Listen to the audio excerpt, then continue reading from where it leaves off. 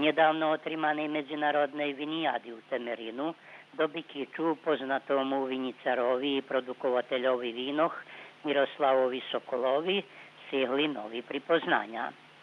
U kategoriji čarnih vínoh sorti Merlo perša nagrada i zlatna medalja, a u kategoriji bilih vínoh talijanski Riesling i druga nagrada striberna medalja. Po slovih Miroslava konkurencija bila veljka, a svojovina predstavili 680 vinare zo Srbiji i okolnih žemoh. A na području opštini Odrana šitski drahi prehodni i posipana solj. Keď spadne novišnjih ponad 5 cm, počne zo zrobotu i mehanizacija.